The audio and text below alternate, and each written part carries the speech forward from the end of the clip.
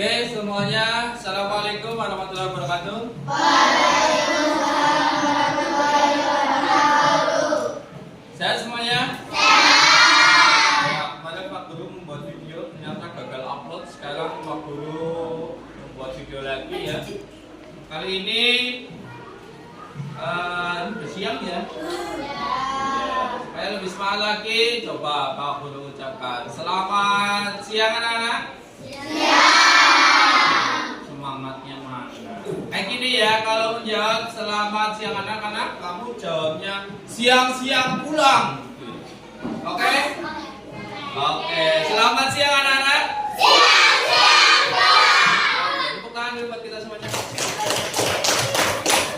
Ya, kali ini Pak Guru akan membahas tentang coding dan kecerdasan artifisial, yaitu berpikir komputasional. Ya, berpikir komputasional, pendekatan untuk memecahkan masalah dan merancang sistem. Kemarin kita sudah belajar matematika tentang faktor persekutuan. Ya, kali ini Pak Guru akan menerapkan pembelajaran ini ke pembelajaran matematika tentang EPB dan KPK. Ya, nanti kita masukkan ke sana. Nah, sebelumnya Pak Guru akan menjelaskan dulu apa sih berpikir komputasional itu apa sih? Kemudian coding itu apa sih? Ya, ada yang tahu mungkin? Tidak? Ada yang mau mencoba menjawab? Tidak. Oke, ya, di sini sudah jelas sebetulnya ya. Berpikir komputasional adalah pendekatan untuk pemecahan masalah dan merancang sistem. Jadi kalau ada masalah, kita rancang sistemnya supaya masalah itu terselesaikan. Itu seperti itu ya. Contoh kalau di NBBKP kan juga ada sistemnya, ada caranya. Nah, sebelumnya tujuannya nanti adalah kalian bisa berpikir seperti komputer. Sat-set. Next ya. Nah, apa itu berpikir komputasional? Berpikir komputasional adalah pendekatan untuk memecahkan masalah dan merancang sistem dengan cara yang dapat dilakukan oleh komputer. Nah, melibatkan 4 elemen utama. Yang pertama adalah dekomposisi.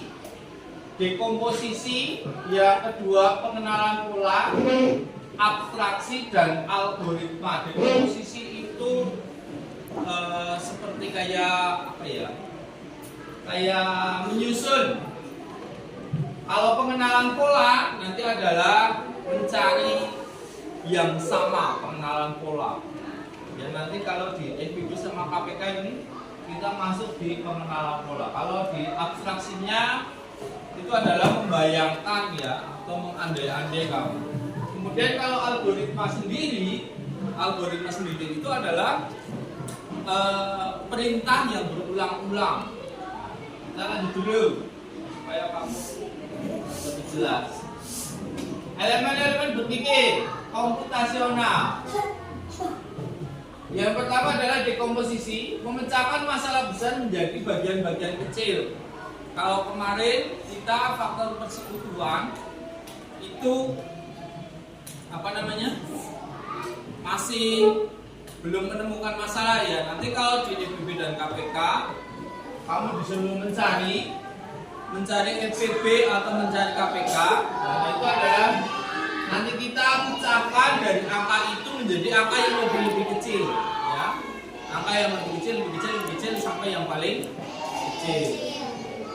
Yang kedua adalah pengenalan pola atau mencari kesamaan dan pola berulang. Ini juga terpakai ya, pengenalan pola, mencari kesamaan dan pola berulang. Nanti di EPB kuncinya adalah mencari semua bilangan yang sama. Nah, berarti ada mencari kesamaan. Abstraksi adalah fokus pada detail penting, abaikan yang tidak relevan. Yang keempat, algoritma, membuat langkah-langkah terstruktur untuk solusi. Nanti untuk memecahkan materi KPK dan IPB, kita menggunakan dekomposisi, pengenalan pola dan algoritma. algoritma.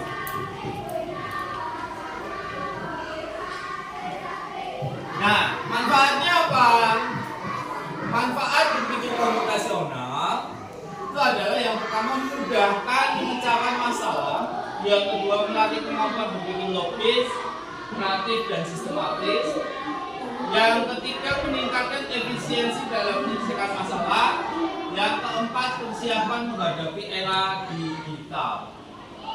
Lanjut, ini manfaatnya. Contoh penerapan sehari-hari. Memasak nasi goreng adalah halangannya apa tidak? Ya, menyiapkan bahan hingga memasak. Siapkan bahannya dulu, alatnya, kemudian dipotong-potong dulu. Mungkin ada sayurannya, ada telurnya, bumbunya mungkin bisa di blender atau diulek, boleh. Nah, nanti baru ada langkah-langkahnya memasak. Kira-kira kalau alat dan bahannya sudah cukup, sudah disiapkan, kira-kira pertama untuk memasak nasi goreng itu apanya dulu? Masih? Bumbu? Nggak pakai minyak? Wah, berarti tuangkan minyak sejuk. Nah, setelah minyak, nasi? Bumbu? Yo, banyak dulu. Bawang agak mungkin berbeda-beda ya, tapi untuk yang kedua mungkin bisa telurnya dulu. Telurnya diolah-adik, kemudian setelah telur agak setengah matang baru bumbu. Setelah bumbu ada sayur. Setelah sayur terakhir nasi. Setelah nasinya mau matang dikasih apa? Kecap sama atau penyedap rasa. Lanjut, yang berikutnya adalah mencuci pakaian.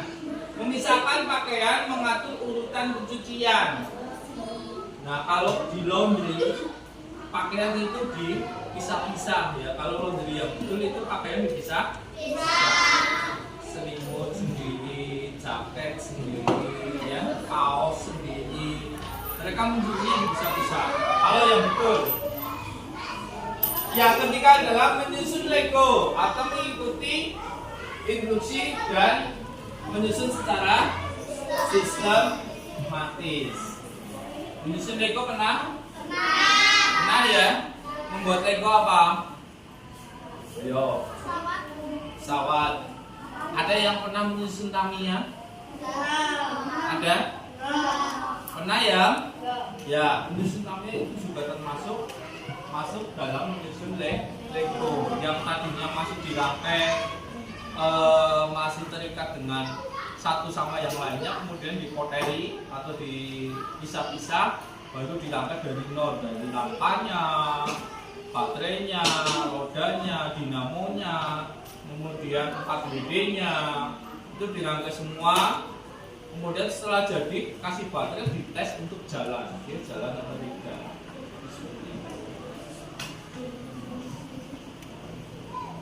Nah, yang terakhir adalah berpikir komputasional, adalah keterampilan universal yang membantu kita menyelesaikan masalah kompleks dengan cara yang lebih sederhana, efisien dan sistematis.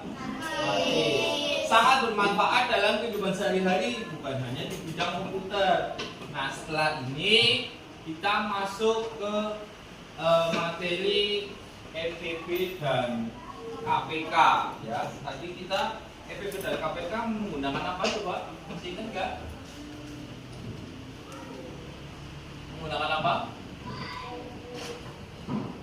Yang pertama adalah dekomposisi. Yang kedua kita pengenalan pola. Yang ketiga algoritma. Jadi kita menggunakan tiga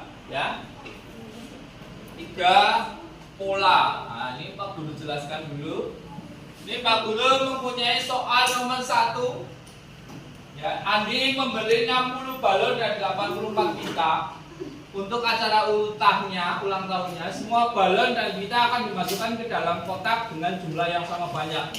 Berapa jumlah maksimal kotak yang dibutuhkan? Nah, di sini ada 60 balon dan 84 pita mau dimasukkan ke dalam kotak.